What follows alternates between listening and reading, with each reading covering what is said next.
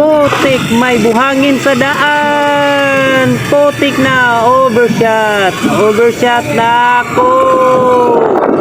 Woohoo! Munti ka na. Munti ka ng maslide. At buti na lang talaga. Eh, wala tayong kasalubong dun. At buti na lang din, nakapag downshift ka agad ako to third gear. Kaya naka-engine brake agad ako. At ganyan ka-importante ang pag-i-engine braking at pagda-downshift.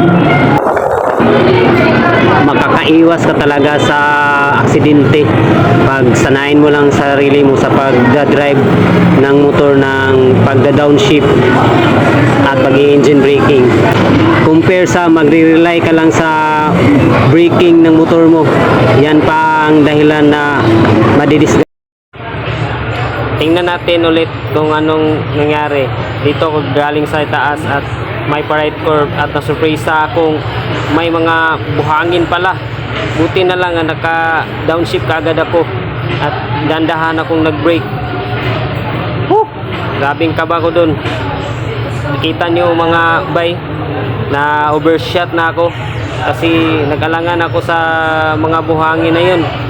At ang dulas talaga, buti lang talaga, mahilig akong mag-engine braking at walang nangyari sa atin. Kaya yan, for emergency braking, maliligtas ka talaga sa pagda-downshift ng gear. At ito naman yung video pag uwi na namin 4 PM at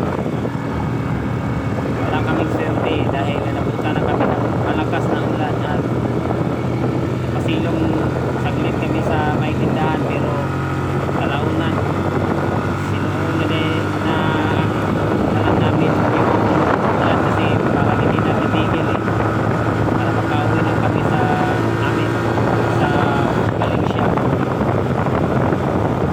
A few moments later. Ka. At yan na, bawi na kami.